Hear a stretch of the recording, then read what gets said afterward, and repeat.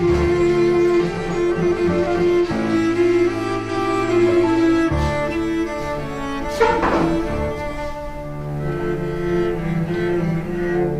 nom c'est Roberto Alejandro Plate, et pour le côté de ma mère, Hosma. Je suis artiste peintre, scénographe, metteur en scène. Mes premières expositions, je les ai faites à Buenos Aires, dans différentes galeries.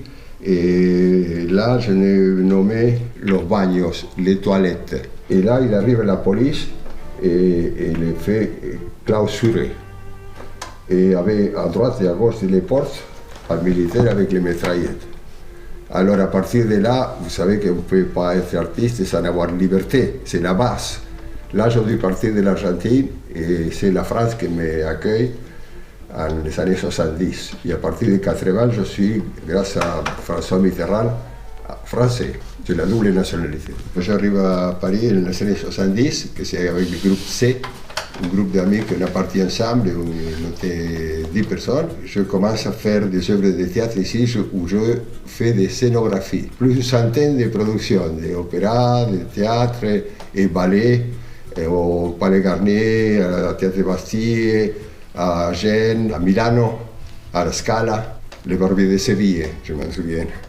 Mon ami Rodolfo Veje, qui habite dans le 4e étage, il a en face de lui un mur tout blanc. Eh bien, j'avais carte libre pour faire une fresque avec l'intention d'être invisible, parce que ça fait une unité totale. Voilà la maquette originale qu'après la commande, je présentais à Veje, qui a beaucoup apprécié, et à partir de là, ça a démarré le travail.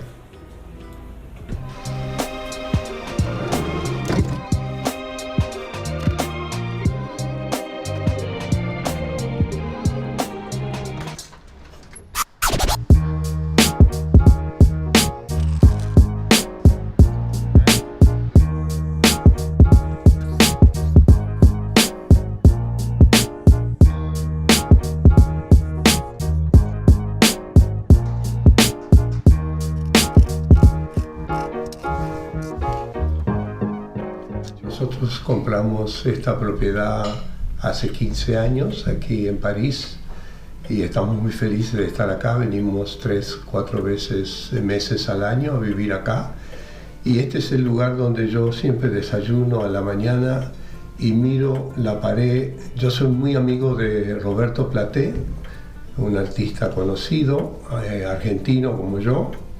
Y le hicimos una propuesta un día, a Roberto se animó y bueno, y aquí estamos disfrutando para el placer de nosotros, los vecinos y todos los que quieran venir a pasar por aquí. Para nosotros es un placer aquí haber hecho esta obra y lo felicito a Plate porque ha hecho un trabajo muy bueno.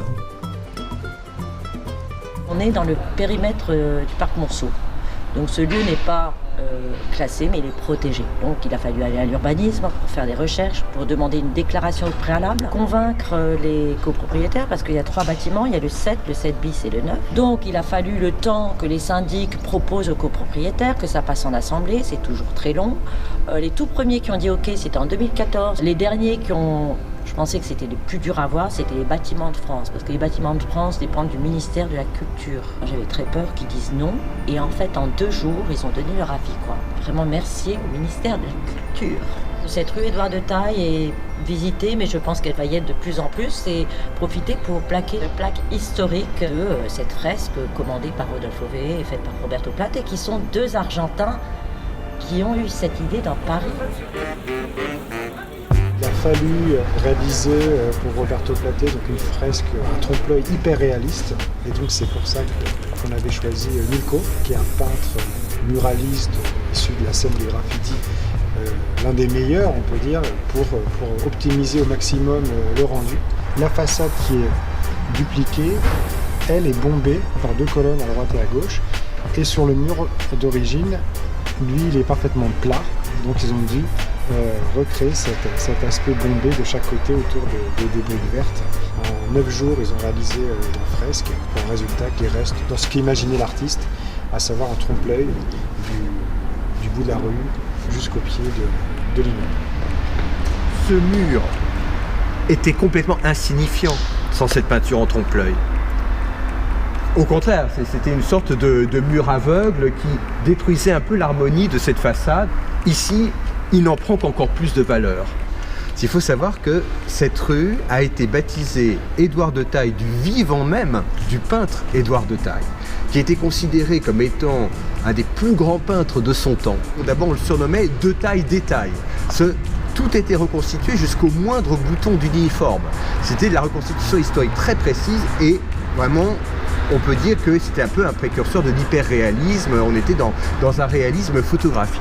Je suis particulièrement sensible à ce lien entre peinture et théâtre. Justement, ce que fait Roberto Platé dans la rue Édouard de Taille, pour moi, ça s'inscrit dans une tradition que l'on peut faire remonter à l'Antiquité, qu'à l'époque des tragédies de Sophocle ou d'Euripide, ou à l'époque où Aristophane a créé la comédie, on dit que le plus grand peintre d'Athènes, c'était Zeuxis, qui avait l'art de représenter des grappes de raisin avec une telle vraisemblance que même les oiseaux tentaient de les picorer. Zeuxis a eu un concurrent qui s'appelait Parrhasios. Et il demande à Parrhasios, mais enfin, quand ôterez-vous ce rideau qui m'empêche de voir ce que vous avez peint? Avez-vous tellement honte, êtes-vous tellement dépassé par mon art que vous n'osez pas me montrer votre peinture? Et Parrhasios l'invite à écarter le rideau. Et Zeuxis s'aperçoit que le rideau était peint en trompe-l'œil. Et là, Zeuxis s'incline en disant à Parrhasios, « Eh bien, tu es un plus grand peintre que moi, parce que moi, je n'ai su tromper que des oiseaux, alors que toi, tu as su tromper un des plus grands artistes d'Athènes. » Et vous voyez ces stores que l'on voudrait soulever, qu'on voudrait ouvrir afin de voir ce qui est à l'intérieur, alors que tout cela, ce n'est que de l'illusion. C'est-à-dire un art de l'imitation, mais de l'imitation révélatrice. Révélatrice de la réalité et non pas dissimulatrice. Dans une des fenêtres, on voit une silhouette à moi et que c'est pris d'un tableau. Fait dans les années 80, quelque chose comme ça. Voilà un cadeau que je l'ai eu de la fille de Pablo Picasso, Paloma, qui m'a fait cadeau.